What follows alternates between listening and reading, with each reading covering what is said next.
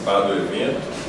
Assim como os demais palestrantes já falaram, eu tenho compartilho da mesma opinião. Eu acho que a gente, como palestrante, acaba aprendendo mais, ou tanto quanto os alunos, né? E além de ser uma oportunidade de a gente trocar experiência, trocar contato, eu deixei uma pastinha com um folder do escritório, mostra um pouco, né, as áreas de atuação do escritório.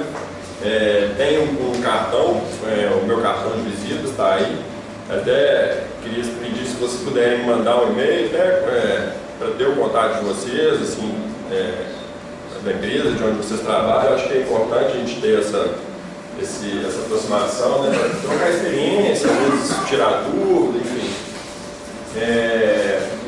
Podem ficar à vontade, viu, gente? Eu acho que hoje, como é sábado, assim, o objetivo é um bate-papo, então podem ficar à vontade para tirar dúvidas, fazer perguntas, interromper quando quiserem. Bom, então, como o Ítalo comentou, sou advogado, trabalho no escritório Rolim Viotti, Leite Campos. É um escritório de grande porte, com mais de 20 anos de atuação no mercado. A gente tem filiais. O escritório ele é daqui de Belo Horizonte, surgiu aqui em Belo Horizonte, mas a gente tem escritório de filiais em São Paulo, Curitiba, Brasília e Rio de Janeiro. Eu, particularmente, atuo na área de consultoria empresarial, na parte de infraestrutura. Então, lá tem a área de consultoria e a área de contencioso, que é quando, basicamente, ação judicial e arbitragem. E na área de consultoria eu atuo mais voltado na área de infraestrutura, que em conjunto com o Luiz Gustavo, que é o sócio responsável pela área. E aí lá na área de infraestrutura, a gente lida com contratos, né, de obras, contratos de empreitado, e atua também na gestão jurídica desses contratos. Então, em projetos de infraestrutura, a gente atua mais principalmente pelo lado do contratante, auxiliando na fiscalização do contrato, na gestão do contrato, quando tem algum desvio, e aí a gente tem que adotar alguma medida, encaminhar a notificação, discutir, elaborar aditivo, enfim, a gente faz essa gestão do contrato nos projetos de engenharia.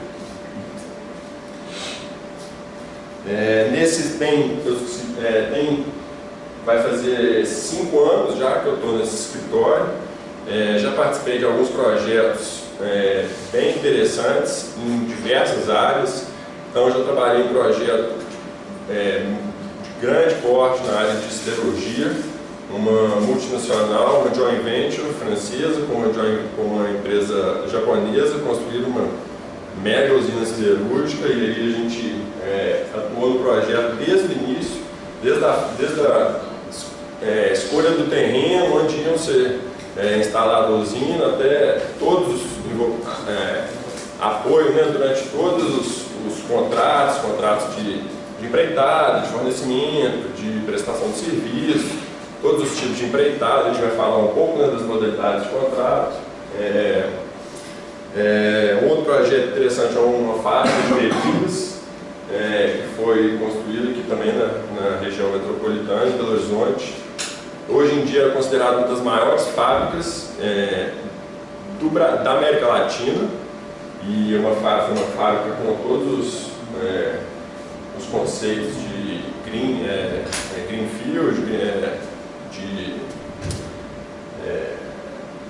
questão ambiental, né, de aproveitamento ambiental. Então, qual que é o objetivo, né, da nossa conversa aqui, da nossa palestra? Vou trazer um pouco dos conceitos jurídicos do claim, dos pleitos de engenharia. Aí, assim, vocês vão ver os sinônimos, são claims, pleitos, reivindicações, pedidos de reequilíbrio econômico-financeiro. Tudo isso tem o mesmo significado, que são os claims, né? Uma análise prática do que no dia a dia resulta na apresentação de claims, né? O que gera reivindicações, litígios, perdas, tanto para contratada, que às vezes ela dá um preço, né, às vezes ela estima mal o preço da obra, o projeto, e aí no decorrer do projeto ela não tem uma gestão tão eficiente e acaba sofrendo perdas, quanto pelo lado do contratante, do dono da obra, que às vezes ele tem uma expectativa de custo, uma expectativa de qualidade, e aí quando ele seleciona o consultor, seleciona o empreiteiro, e o projeto começa a correr, e aí ele começa a ter uma série de surpresas que acabam podendo elevar o custo ou reduzir até mesmo a qualidade da obra, do projeto. Apresentar, né, o que a gente fala, né, as interfaces, né, da área de engenharia com o direito e as oportunidades de trabalho. Eu gosto muito desse tema de pleitos, de claims, porque ele é um tema que dá bastante trabalho, assim, bastante trabalho nos dois sentidos. É um tema que é trabalhoso, porque geralmente quando chega um claim, não é um simples pedido, às vezes é no final da obra, o construtor ele foi recolhendo, né, coletando elementos, coletando documentos, coletando informações durante toda a obra, para chegar no final do contrato e apresentar um claim. E aí, o que você tem que fazer? É um trabalho um pouco de investigação, que aí você tem que voltar lá no início da obra, buscar todos os fatos, todos os acontecimentos que resultaram em alterações do projeto, em alterações do contrato, para você poder defender o seu cliente daquele claim. Então, assim, nesse tema de pleitos de engenharia, as oportunidades de trabalho, tanto para os advogados quanto para os engenheiros, são enormes. Assim. Acho que a integração, a parceria, né, eu chamo assim de parceria, ela começa desde o início do projeto. Então, desde a preparação dos documentos, né, do projeto, das especificações técnicas, das cartas convites, das propostas técnicas, das propostas comerciais. É muito importante ter a participação do engenheiro com a parte técnica, mas também ter uma participação do advogado para ele já medir as palavras que vão estar nesses documentos, para depois evitar do construtor ou do dono da obra ter algum problema em razão da problema de redação ou de problema de interpretação com relação a esses documentos. Aí, durante a obra, o engenheiro sempre dando feedback para o jurídico se a obra está correndo de acordo com as condições que foram contratadas ou não. Se não, o jurídico tem que, né, adotar medidas até para não perder nenhum direito, para não precluir nenhum direito, porque nos contratos tem, né, disposições que falam que se às vezes o contratante não notificar, não adotar alguma medida, ou se o contratado também não informar, não apresentar determinados documentos, ele perde aquele direito. Então ele não vai poder pleitear, reivindicar um aumento de custo, um aumento de prazo do contrato no momento posterior. Acho que esses são os principais objetivos aqui do nosso encontro. Como é que eu estruturei, né, a apresentação? Falar um pouco, né, das interfaces em projetos de engenharia, do gerente da obra com jurídico, engenharia, um pouco do planejamento da contratação, que é quando as partes elas definem o equilíbrio econômico-financeiro do contrato. O equilíbrio econômico-financeiro ele vai ser a equação que vai reger o contrato. É o equilíbrio entre os encargos assumidos pela contratada e a remuneração paga pelo contratante. E aí, depois, as questões um pouco mais formais, né? As formas de apresentação de claim, as fases até desde a preparação do claim até a solução, até seja ela, né, amigável ou não, e algumas medidas preventivas e importantes que devem ser adotadas, tanto desde a fase pré-contratual até a execução do empreendimento, até depois de encerrada a obra no pós-contrato. E aí eu vou trazer para vocês conseguirem visualizar. Não sei se tem alguém aqui que trabalha com direito ou que trabalha com claims, ou que já trabalhou. Então eu trouxe um exemplo de cláusula contratual de um contrato de engenharia que ela mostra exatamente traz um exemplo de como que o construtor ele deve agir quando ele tiver que apresentar um claim.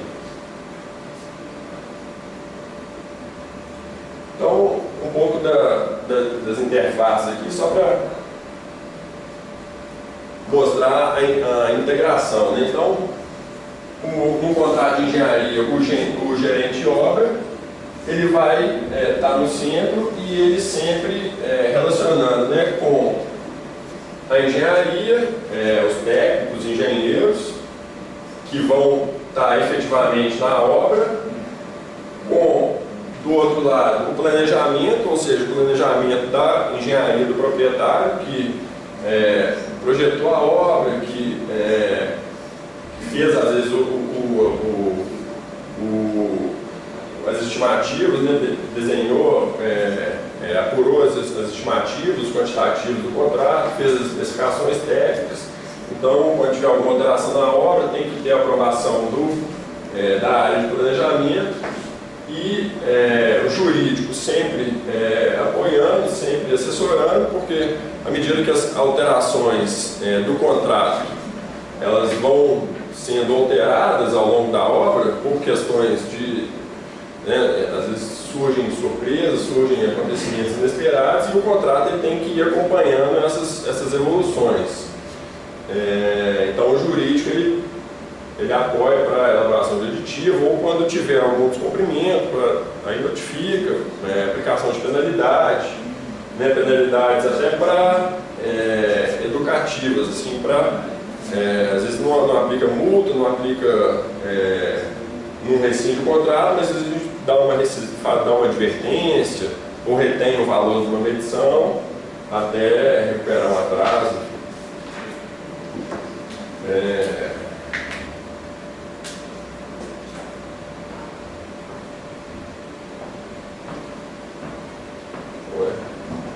Então, no planejamento da contratação. No planejamento da contratação, assim como eu tinha comentado antes, nessa fase é que vai ser definido a equação, né, do equilíbrio econômico-financeiro do contrato.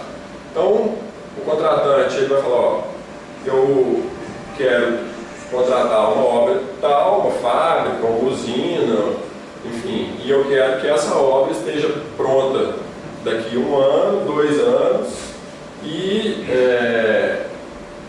eu quero, né, e aí ele envia cartas convites, propostas, ou faz até uma licitação interna, se for um órgão público, faz uma licitação pública, e aí recebe as propostas com os preços, com as estimativas de preço. A gente vai ver lá na frente, essa contratação ela pode ser tanto por preço unitário, preço global, tem diversas formas de se estabelecer o preço da obra.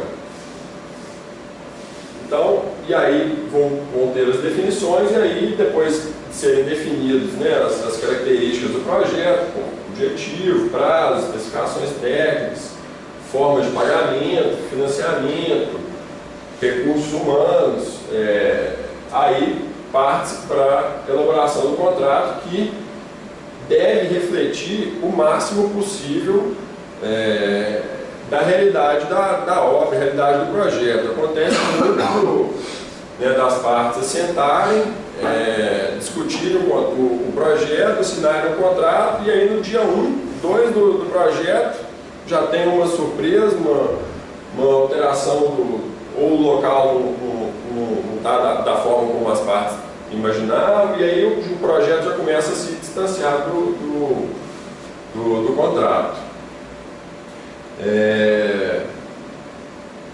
Então é muito importante que o contrato sempre esteja fiel às condições da obra. Por isso que é importante sempre aditivando, alterando o contrato para que o contrato realmente espelhe as condições da obra.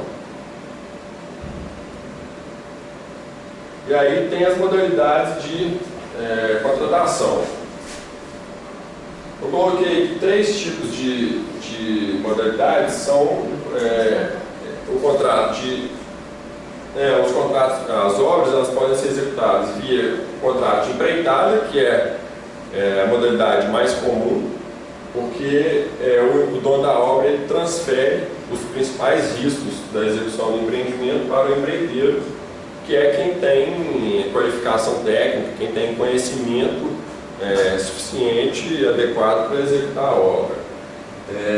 Na empreitada, contrata-se um resultado final, contrata uma obra pronta e encomendada. Então, a obrigação do empreiteiro não é construir 4 paredes, construir um teto, construir uma fundação, uma laje.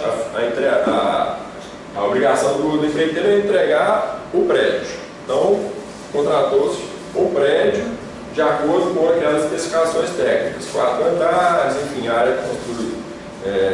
construída X, enfim. Então, apesar no contrato de empreitada, o empreiteiro, o construtor, ele não está diretamente subordinado ao dono da obra. O que ele tem é que seguir as especificações técnicas, mas ele não está sujeito a ordens diretas do contratante, do dono da obra, porque os riscos da execução são do empreiteiro. Então, o empreiteiro ele não pode correr o risco de, às vezes, seguir uma orientação do dono da obra, sendo que quem tem a responsabilidade técnica, quem é o responsável pela obra é o empreiteiro. Na modalidade de administração, é um pouco diferente. O contratado ele fica como se fosse um administrador da obra. Ele não assume nenhuma responsabilidade, né, pelas quantidades, pelos quantitativos, pelos preços dos materiais. Ele simplesmente fica como um intermediador. Ele compra e aí depois a remuneração dele coloca na obra, e aí a remuneração dele vai variar de acordo com o preço total da obra. E a modalidade, né, com o maior risco para o contratante, que é um contrato de prestação de serviço em geral, onde o contratante ele estabelece o exercício de uma determinada atividade específica. Aí vai ser uma prestação de serviço, às vezes da alimentação, por exemplo, na obra, ou transporte, às vezes uma mineração, por exemplo, onde um cliente, a mineradora, ela já tem uma estrutura de transporte para levar os funcionários para a obra, já tem uma estrutura de refeitório interno, de alimentação. Ela não vai querer que o empreiteiro coloque isso nos custos do contrato para encarecer ainda mais o contrato, sendo que ela já tem essa estrutura, ela tem condição de fornecer esse serviço por um valor mais baixo e, consequentemente, reduzir o custo da obra.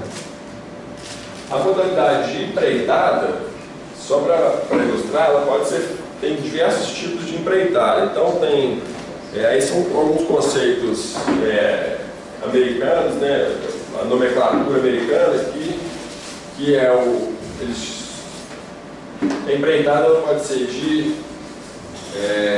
de serviços quanto de serviços e materiais. Então, numa obra de engenharia, o empreiteiro ele pode ser contratado tanto para prestar o serviço, executar todos os serviços, as obras civis, como também pode ficar responsável por todos os fornecimentos de todos os insumos necessários para a execução da obra. Então, na empreitada pode ter o que eles chamam de contrato DB, que é o Design and Build.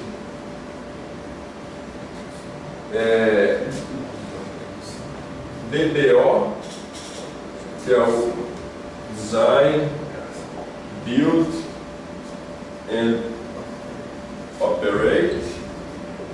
Aí tem uma série, tem outras variações, DBOT, que é o Design, Build, Operate and Transfer, que aí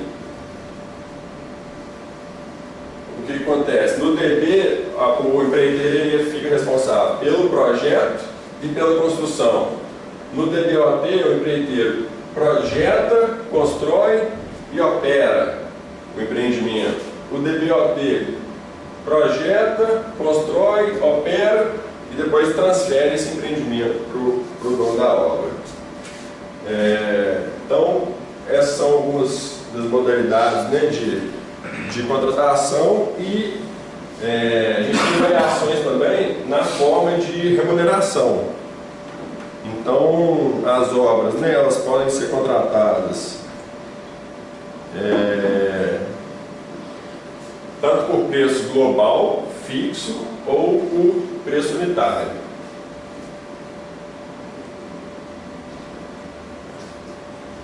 No preço global,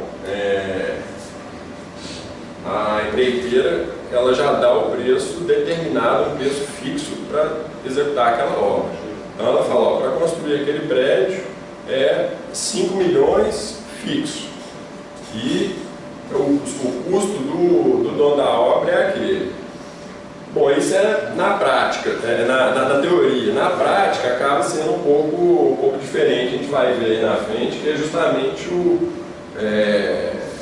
os claims. Os claims eles surgem justamente quando o preço global ele fica distante da realidade da obra, e aí o empreiteiro ele tem que apresentar um claim para reequilibrar as despesas que ele teve com as atividades que ele está executando na obra.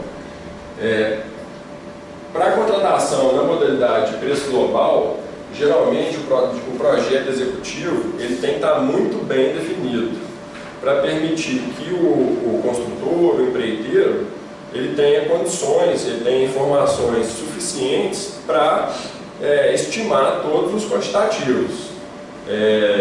Então, não só o projeto, mas também as especificações técnicas. Não adianta ele estima lá os quantitativos, mas chega lá no terreno, por exemplo, as informações do local, do terreno, não foram passadas de forma correta, e aí teve informação truncada, informação ficou faltando, e aí o que ele estava pensando, o que ele estimou de quantitativo, na verdade, ficou distante, e aí isso aí acaba gerando também um claim. A gente vai ver mais para frente as causas, né, dos claims.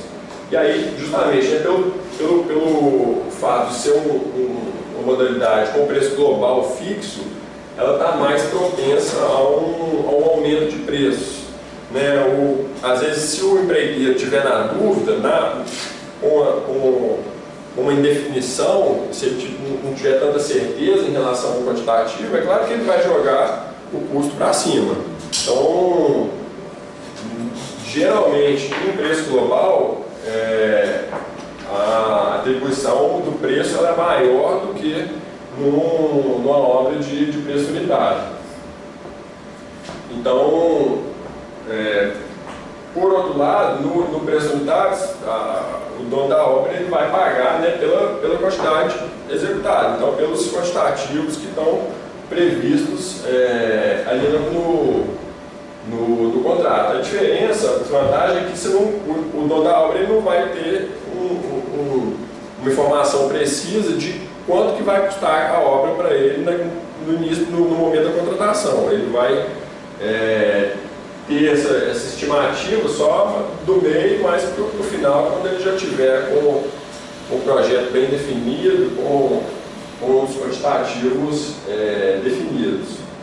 No preço unitário tem muitas vezes as partes contratantes elas não conseguem definir exatamente todos os itens que devem constar na planilha de preços unitários. Então, surgiu a necessidade de executar um serviço e não está previsto na planilha. E as partes têm que sentar, discutir, ver qual vai ser o preço daquele serviço, aprova, não aprova, contrato do mesmo fornecedor, contrato do outro fornecedor, enfim. Tem essa dificuldade de você ter que renegociar os preços de todos os serviços que não estão previstos na planilha de quantitativos. Por outro lado, é um pouco mais fácil também de contratar novos serviços, porque o preço é unitário. Então, a partir do momento que as partes definem aquele preço, ok, o construtor não vai ter problema de incluir aquele serviço no projeto. É diferente do preço fechado, que aí o construtor vai falar, ó, se incluir essa tarefa, se incluir esse serviço, é muito provável que o tempo da obra vai se prolongar, e aí eu vou ter um custo adicional, isso daí vai gerar interferência no projeto, e aí acaba tendo que negociar não só a inclusão daquele preço, mas também os impactos da inclusão desse tipo desse serviço também no prazo e no custo total da obra, no preço total.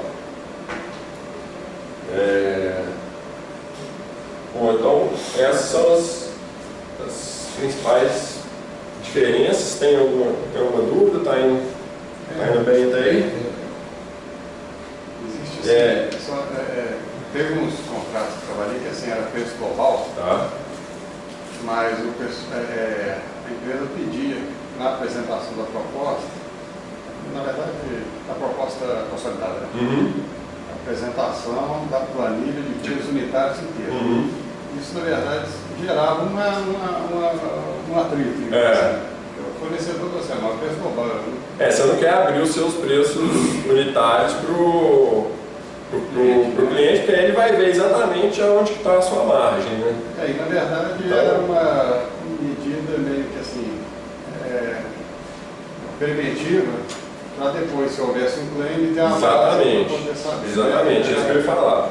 Do lado da contratada, ela não quer abrir para não mostrar a margem que ela está tendo em cada um dos itens, em cada serviço, seja mão de obra, seja equipamento, seja fornecimento de produto.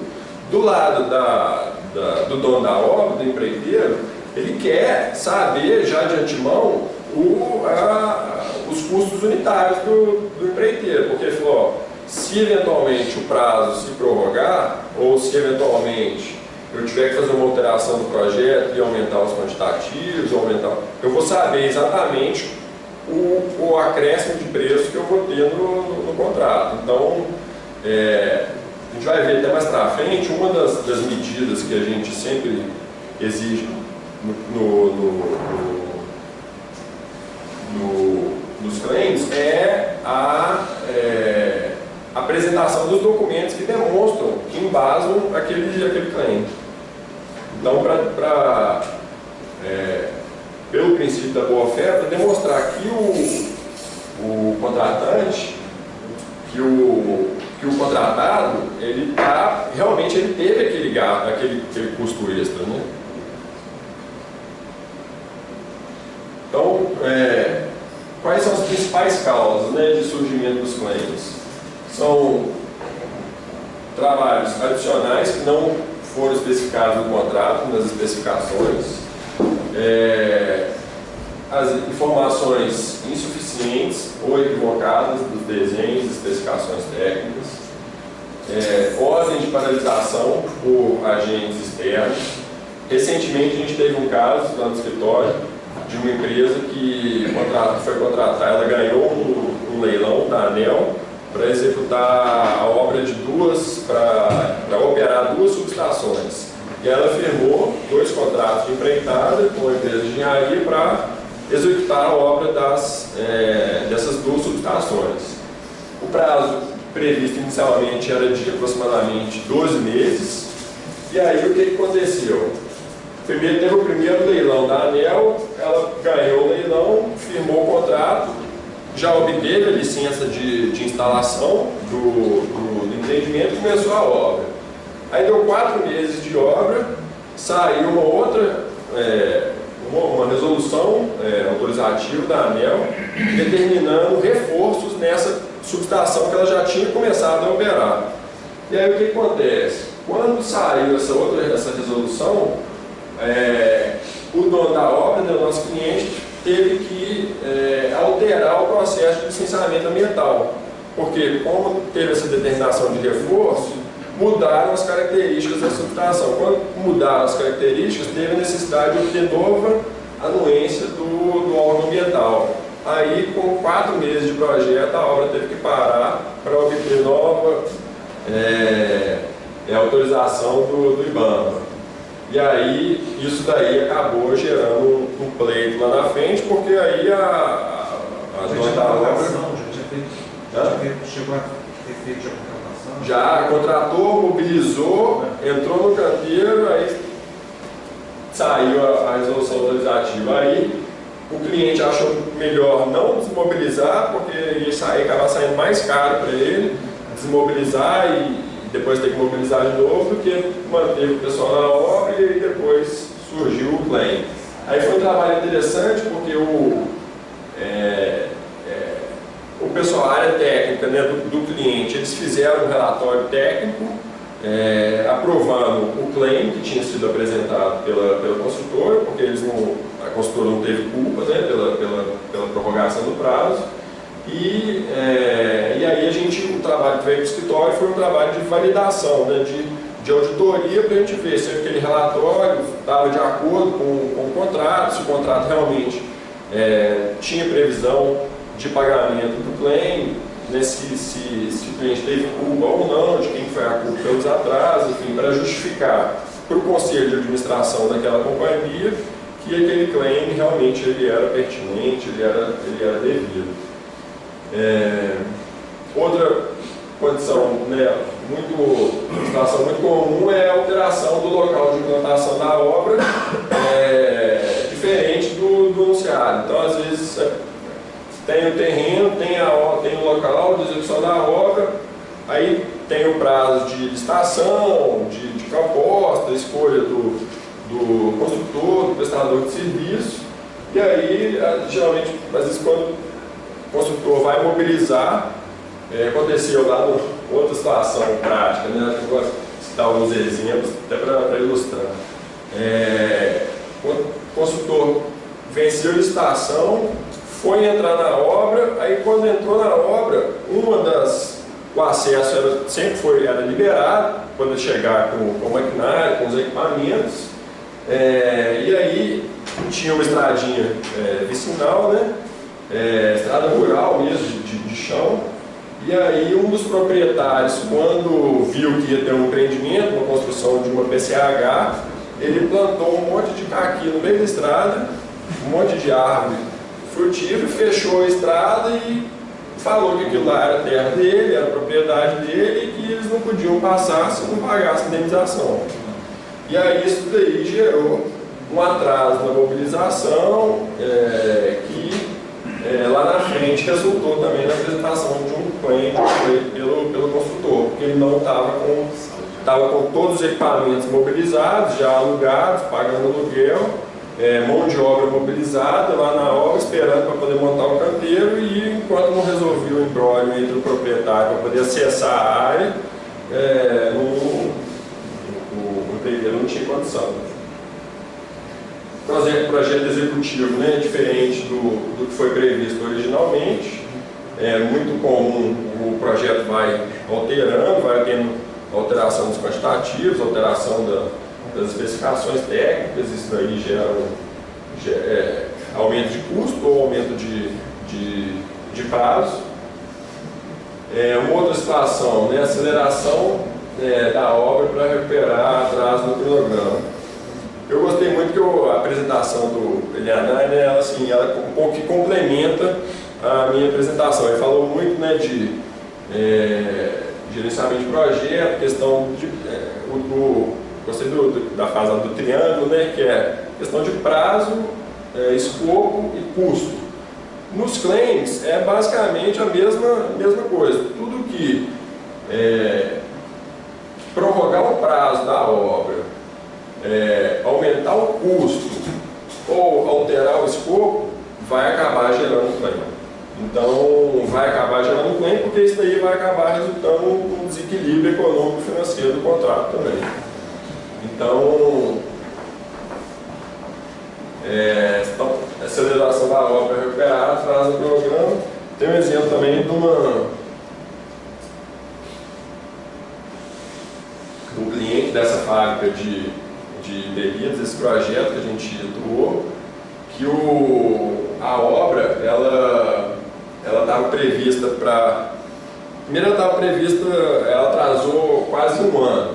E aí nesse um ano de atraso, ela estava com a fábrica antiga já sendo desmontada, já sendo desmobilizada. E aí ela falou, não, um ano de atraso eu consigo suportar, que é exatamente o prazo da desmobilização da minha antiga fábrica.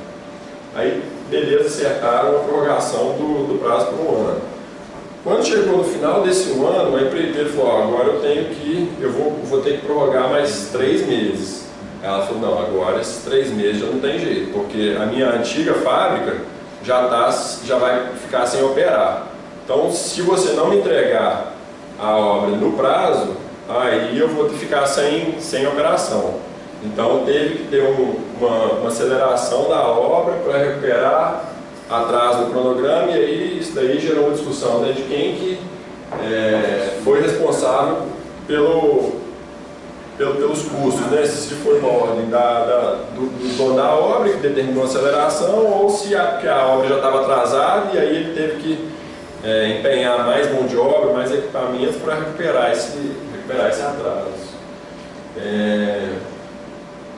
Aumento dos requisitos, né, da fiscalização, exigências excessivas de controle, também são aspectos que podem gerar claim. Tem uma situação no escritório interessante também, essa questão de requisito de fiscalização. Um dos clientes, lá a gente atua muito para cliente dono de obra, para empreendedores, apoiando, a gente atua mais nessa parte de defesa de claims, porque as empresas de engenharia, atualmente, elas já têm uma equipe de claim, equipe de construção de claims, de pleitos, muito desenvolvida. Então, assim, é um dos pontos que a gente chama bastante atenção para os nossos clientes, quando eles vão começar alguma obra, começar algum projeto, é justamente isso. Quando as empresas de engenharia, quando as construtoras, né, as projetistas, eles entram no projeto, já entram com uma equipe de claim preparada para coletar informação, coletar documento para a empresa apresentar os pleitos durante o contrato. Teve situação da cliente noticiar, falou, ó, tem um jurídico disfarçado na obra. Tinha um monte de gente, um monte de advogados circulando na obra, coletando informação, preparando documento, preparando carta, e os advogados, eles estavam totalmente assim, não se identificavam como advogados, se identificavam como, né, funcionários da construtora, mas eles estavam lá, montaram um escritório de claim dentro da obra. E aí a gente teve que contra-atacar e montar também um escritório para a defesa dos interesses da empresa. Mas aí uma situação curiosa, né? Das empresas, das construtoras, apresentou um claim alegando que tinha surgido uma exigência de que os empregados dela fizessem cursos de capacitação NR, é uma NR para atuação em altura. NR35. NR35. E aí a gente foi analisar o caso e falou, não, aqui, as especificações técnicas, elas já previam que os trabalhos seriam executados na altura. Então, requisito básico do construtor é que todos os funcionários já tivessem essa qualificação. Porque teve uma fiscalização no meio da obra, a empresa foi autuada, vários empregados não tinham esse curso, essa certificação, a empresa foi forçada a dar o curso, a dar a certificação para todos os empregados, e ela alegou que isso daí gerou um aumento do custo dela durante a obra. E a gente falou, não, isso daí na verdade já era um requisito que você deveria ter atendido. Então, não é uma exigência excessiva de controle, né, de fiscalização. E aí outras questões também, né, greves, forças da natureza, falha no fornecimento de informações, são situações também que podem resultar na apresentação de claims. Não sei como é que eu estou de tempo aí. Tem mais 5 minutos. 5 minutos. Então, eu vou correr aqui rapidinho. Os claims, qual que é a forma correta? Eu ia tentar antecipar o almoço da Cida, acaba aqui. Tem mais outra aí lá. Então, o principal é observar o contrato. É ver qual que é o procedimento que está previsto no contrato. E aí tem várias etapas, né? O claim pode ser o gerente da obra, ele pode tentar apresentar de uma forma mais informal, né? Trocando ideia com o representante do proprietário, e às vezes discute, mostra, fala, aqui teve um acréscimo, não estava previsto, serviço não estava previsto. Ou de uma forma mais formal, né? Envia uma carta solicitando aprovação, explicando, demonstrando, embasando o claim, ou o dossiê que já é a carta, e aí ele envia em conjunto com a documentação, ele envia não só o pedido, mas ele também já demonstra, né,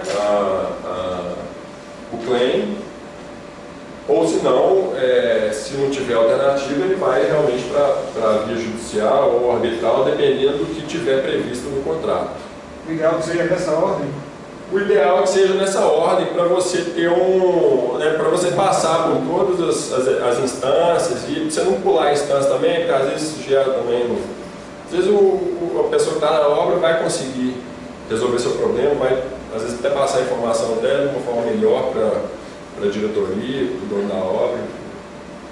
E aí, geralmente, essas discussões de claim, do ponto de vista jurídico, o fundamento jurídico, na maioria das hipóteses, qual que é? É o desequilíbrio econômico-financeiro do contrato, é o princípio, né, do equilíbrio econômico-financeiro, quando ele é abalado, ou situações de caso fortuito, força maior, que não estava na responsabilidade nem do empreiteiro, nem do dono da obra, mas tem uma situação externa que gera uma alteração do projeto, ou enriquecimento ilícito, ou má-fé, né? Quando tem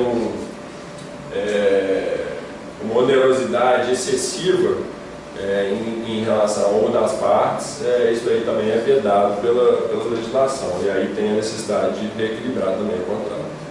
Então, dando um exemplo aqui, só para citar a Vale, o empreiteiro hoje que vai fazer serviço na Vale, se você pegar um contrato, você tem lá meia página de obrigação do contratante. Obrigação da contratada, você tem 30 páginas. Uhum.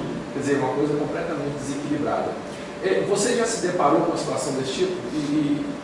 Em que o cliente tenta cercar de todas as formas no contrato? Uhum. O que acontece? A gente brinca, né? O contrato de empreitado, o cliente fala, não, faz um contrato de empreitado, um contrato simples. 5, 6 páginas. Não. O contrato de empreitada simples, ele vai ter umas 30, 35 páginas. O complexo, ele vai ter umas 60, 65 páginas. Mas essa questão das obrigações, por que acontece? Ela é proporcional às obrigações de cada parte. O empreiteiro, ele tem muito mais obrigações. As obrigações do dono da obra, basicamente, é o quê? É entregar, fornecer informações e pagar o preço. Então, assim, isso é que tem, geralmente, é o que está previsto nas obrigações do contratante. Agora, o contratado, por outro lado, ele tem uma série de outras obrigações. Então, por isso é que no texto acaba realmente ficando desproporcional, mas é em relação às vantagens, aos encargos e e a remuneração de cada parte também. O que eu quis dizer é o seguinte, o contratante ele tenta te cercar de todas as maneiras para te limitar os seus pleitos, não é isso? Exatamente. Mas isso para se resguardar. Porque o que acontece? De um lado tem o empreiteiro que ele quer que a obra seja executada no prazo que ele programou, no custo que ele programou inicialmente e com a qualidade que ele programou inicialmente. De outro lado está o empreiteiro querendo reduzir custo, lucrar mais, encontrar soluções técnicas de engenharia que vão reduzir o custo, e aí, às vezes, a visão do dono da obra, essa prejudica a qualidade também. Então, acho que a preocupação é um pouco essa, assim, do lado do dono da obra, é de preservar as condições iniciais do projeto dele, do que ele planejou para a obra. E a gente sabe que o que a gente tem visto na prática, que eu acho que é um pouco, responde um pouco a sua pergunta também, é que, principalmente com esse cenário de crise, as empresas, as construtoras, as empresas de engenharia, muitas vezes elas apresentam um preço que elas sabem que não é o preço real, elas sabem que ela não tem condição de sustentar aquele preço, mas ela dá aquele preço para ela poder entrar no projeto. Que ela sabe que depois que ela entrar no projeto, aí ela coloca a equipe de engenharia, de pleito dela dentro da obra, e aí ela vai fazendo pleitos, requerimentos, enfim. Isso é o que acontece hoje, né? Hã? Isso é o que acontece É o que acontece hoje. Justamente por isso é que o dono da obra ele fica paranoico, muito preocupado de resguardar, de evitar a apresentação de clientes. É muito difícil. Às vezes, uma obra assim, tem um cliente nosso que ele fez uma estratégia até assim, interessante. Ele criou um mecanismo de solução de pleitos no contrato, que era um mecanismo muito dinâmico. A parte ela tinha que apresentar, se tinha alguma alteração, ela tinha um prazo muito curto para poder apresentar a manifestação dela, que era simples, demonstrava foto, falou, alterou isso das especificações técnicas, e apresentava o impacto disso no custo da obra dela. Chegou um momento, quando a obra estava no pico, a gente tinha uma planilha com 300 e tantos clientes que estavam sendo administrados, enfim, e aí, então, nesse nível, assim, as empresas realmente estão bem preparadas para apresentar. É muito desproporcional a força do contratante. Exatamente. Acaba gerando isso. Exatamente. E o contratante também não tem mão de obra para estar ali fiscalizando, né? Não está ali no dia a dia da obra. Vou fazer uma pergunta aqui. Você disse essa questão de crise, os empreiteiros eles apresentam um preço menor do que realmente custa a obra, e depois tentar virar mesmo. Essa responsabilidade é compartilhada com o contratante, porque o contratante costumo dizer o seguinte, que as coisas estão no preço certo. Sim. Então, o contratante às vezes ele não envolve muito a técnica na avaliação da proposta, ele só quer saber o preço. Né? Sim. E aí o comprador às vezes ele ganha uma comissão em cima do sucesso, do desconto que consegue. Quer dizer, a estrutura é formada de uma maneira errada. Exatamente. E aí ele acaba contratando um preço que não é real. Muita gente sabe que não é real. Isso certamente no futuro é problema. Né? Ele vai administrar o problema depois. Mas é um negócio que... É um problema. É uma recomendação que a gente dá, assim, a gente dá com muita frequência, justamente para a área às vezes, muito para a área de suprimentos, para a área de compras, que é o seguinte, a gente tem que ficar atento quando tem uma proposta muito fora da curva. Se tiver muito fora da curva, você pode desconfiar, porque tem alguma pegadinha, tem coisa aí, porque todo mundo, os preços estão aí no mercado, todo mundo conhece. Então, às vezes um saco de cimento, por exemplo, não tem como uma empresa fazer mágica e reduzir 50%, conseguir, né? Assim, então, se tem algum item que está muito discrepante, ou se o valor de um determinado cliente está muito fora da curva, a gente sempre recomenda ou confirmar, falar, você recebeu todas as informações do projeto, se sua proposta é essa mesmo, ou se não, até refazer, pedir novas propostas, procurar novos clientes, para você ver realmente qual que é a faixa de preço, né, o preço ideal daquele serviço. Confirmar bastante o investimento de escopo. Exatamente. O que acontece também é o seguinte, O planejamento é muito importante.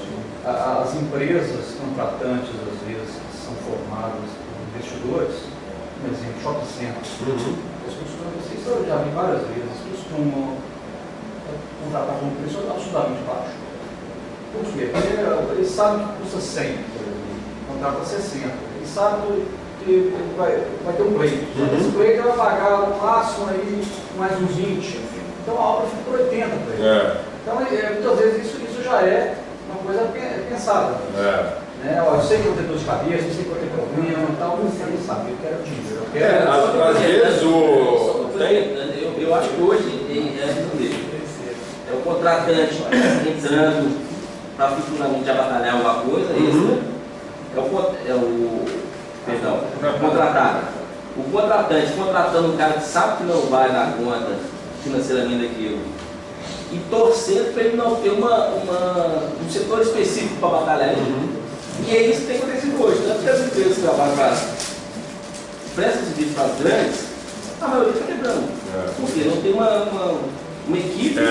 Não consegue estimar realmente o custo que ela teve, né, o encargo daquele serviço, daquela obra, e aí muitas vezes ela tem que, né, assim, é o que a gente escuta muito. Chega e fala, eu tenho que apresentar esse claim aqui para empatar a obra, para não ter prejuízo.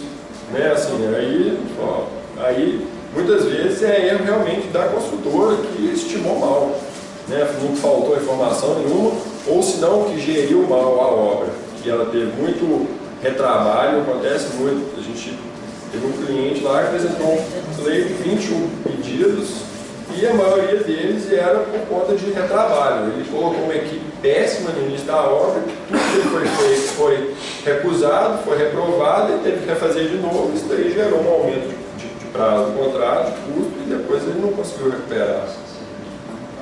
Então aqui só para finalizar, coloquei um fluxograma aqui do processo de solução do claim, né? Então tem o reconhecimento da mudança do contrato,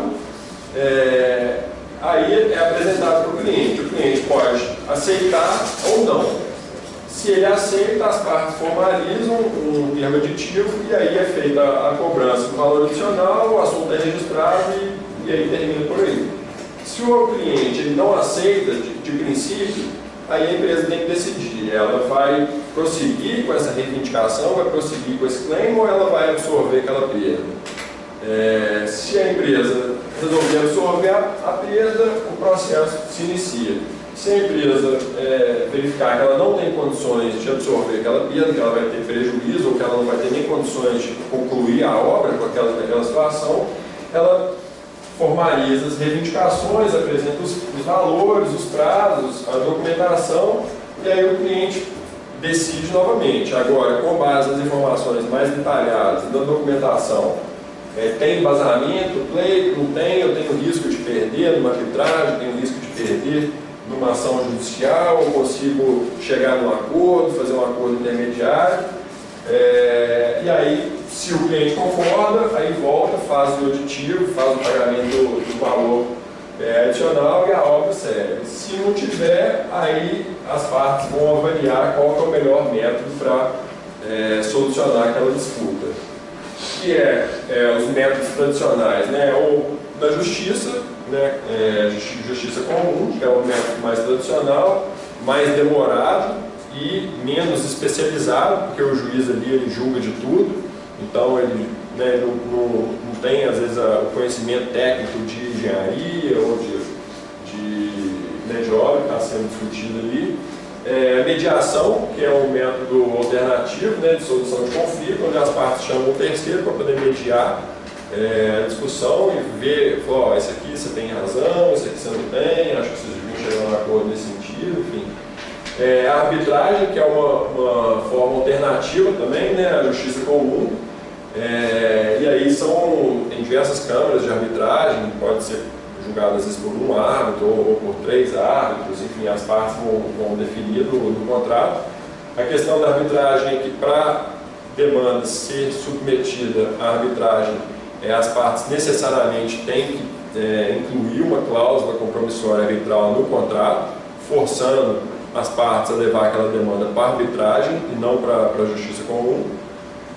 Então, só vai para a arbitragem quando as partes definirem previamente no contrato que os eventuais conflitos serão via arbitragem. A lei permite recorrer A à justiça em algum Não, caso? não. Em algum caso? O que acontece na arbitragem, às vezes você pode buscar alguma medida cautelar para preservar o seu direito na justiça comum antes de entrar na arbitragem. Então, às vezes você quer produzir uma prova, às vezes você quer garantir, por exemplo, o fornecimento de um produto, aí você entra com aquela medida cautelar, o juiz ele dá uma ordem, mas aí depois quem vai dar a decisão final é a arbitragem. Ou se não, um outro método alternativo que é um comitê de solução de controvérsias. Esse comitê, as partes, elas já definem, né, previamente no contrato qual vai ser esse comitê, e aí todas as controvérsias que surgirem no decorrer do contrato, elas são submetidas a esse comitê, que podem ter três formas, né? Ou ele pode ser um comitê revisor, que ele vai dar apenas recomendações, e aí as partes vão poder seguir, seguir ou não aquela recomendação. O comitê executivo, que ele vai emitir decisões, onde as partes vão ser obrigadas a cumprir aquela decisão, a partir do momento que ela é proferida, ela passa a fazer parte do contrato, ou o comitê misto, que ele emite recomendações ou decisões, dependendo do caso. Aí eu já falei, né, os cuidados assim, que tem que ter durante a fase pré-contratual, na elaboração dos documentos. Todos esses documentos são bem importantes para prevenir a aplicação de claims, desde a parte inicial, cargo convite, especificação técnica, enfim, todos os documentos da obra. Durante a fase de execução, eu falei, muito importante que todo mundo, todos os envolvidos tenham pleno conhecimento do que está disposto no contrato, do que está disposto nos anexos, quais as hipóteses podem gerar prorrogação de prazo em favor do construtor, ou pode gerar um aditivo de custo, né, aditivo de preço para o construtor, as normas internas do contratante. Às vezes teve um cliente lá que não sabia os requisitos, não conhecia os requisitos para poder entrar na usina. E aí ficou com um monte de gente, um monte de funcionários parados lá de fora da usina sem poder entrar, porque não tinha feito o exame admissional, e aí não tinha testado, né, de saúde ocupacional, não podia entrar na usina, o pessoal teve que voltar, e depois a empresa quis apresentar um claim falando que a empresa fez a imposição de normas, impediu a entrada de funcionários, e isso daí gerou um claim. Então, sendo que estava disposto no contrato, fazia parte, inclusive, de um anexo do contrato a política interna da empresa que vedava a entrada na usina sem o atestado de saúde ocupacional. É importante ter um procedimento claro, né, sobre a forma de solução dos conflitos. É importante as ordens de variação, toda ordem de alteração do empreiteiro, do dono da obra, certamente ela gera pode gerar um desequilíbrio econômico, né, do contrato. As correspondências, né, e aí é importante as partes irem documentando, né, todas essas alterações. Pode ser que um pleito não vai ser apresentado naquele momento, mas é importante a documentação para você registrar aquela mudança e isso daí gerar fundamental o seu pleito. Fotos, vídeos, atos notariais. Tem um cliente que a gente fez ele estava na iminência de sofrer um claim, a obra estava seguindo, e aí a gente, para demonstrar os atrasos e as inconformidades da empreiteira, a gente foi com um oficial de justiça, um tabelião do cartório, que tem fé pública. É uma medida que a gente sempre recomenda, a ata notarial. Fomos com o tabelião na obra, tiramos foto de todas as inconformidades da obra, o tabelião ele lavrou uma ata notarial, porque ele falou, se a empreiteira vier apresentar o claim, a gente tem a ata notarial que tem fé pública, serve como prova para demonstrar que a prorrogação do prazo, na verdade, foi em razão de todas as inconformidades, todos esses retrabalhos que o empreiteiro teve que refazer. Se eu entendi bem, você está levando o tabelião lá, você está documentando. Documentando. O tabelião está querendo dizer que o que você documentou Ele é verdade, Ah, exatamente. Ele tem fé pública.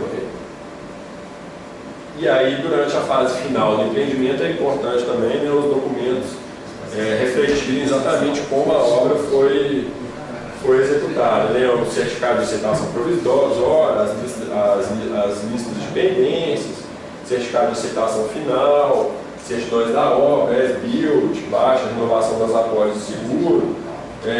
Muitas vezes, quando acaba a obra, o empreiteiro tem que entregar uma nova apólice de seguro, né? Que é a apólice o seguro que vai cobrir o prazo de garantia da obra, enfim.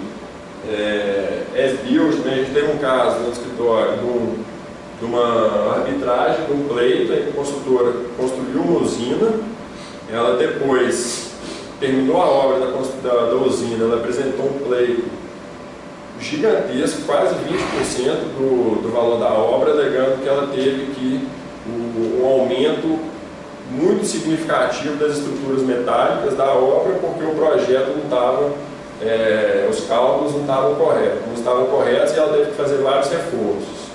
Para nossa surpresa, 2 anos depois, o túnel desabou. E aí, quando o túnel desabou, a gente foi fazer a perícia lá na obra e aí constatou que aquele pleito que ela tinha reivindicado, reforço das estruturas metálicas, na verdade, ela não tinha colocado nem 70% do que estava previsto no contrato original. Então, além dela não colocar o que estava previsto no contrato original, ela colocou menos e apresentou um pleito lá na frente falando que tinha colocado mais. E aí no as-built, a gente, na arbitragem, no as-built tinha lá o volume de estrutura metálica, de tirante que ela falou que tinha colocado, e aí foi feita uma perícia no local, quando o túnel desabou, e foi constatado que no as-built não correspondia com a realidade. E ela tinha ganhado o pleito? Tinha ganhado o pleito. Mas aí teve Isso que. é problema. Aí na arbitragem já devolveu. Tá. Então, só para finalizar aqui, eu trouxe a cláusula mostrando para vocês os requisitos, né? Então, tem uma série de recomendações. Então, tem que ser, às vezes, o pleito tem que ser por escrito através de notificação fundamentada. O pleito só será válido se tiver registrado no diário de obras. O pleito só será válido se for apresentado com prazo de 30 dias da ocorrência do evento. Então, a comunicação do pleito ela tem que conter a descrição do valor adicional, a motivação, a comprovação da responsabilidade. O contratado ela tem que manter os registros atualizados. O contratante ele pode requerer a apresentação de quaisquer documentos adicionais que comprovem o pleito.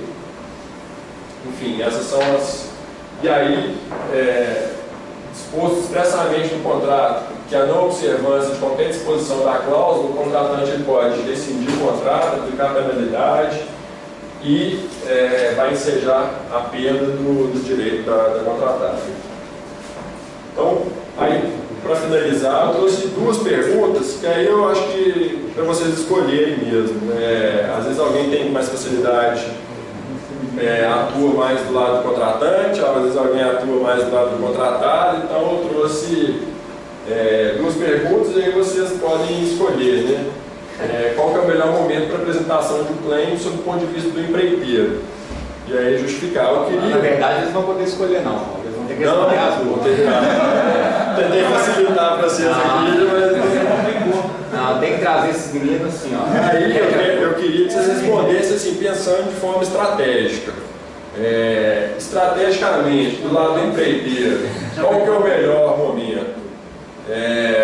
Quando que eu vou conseguir pressionar mais o cliente a atender o meu pleito?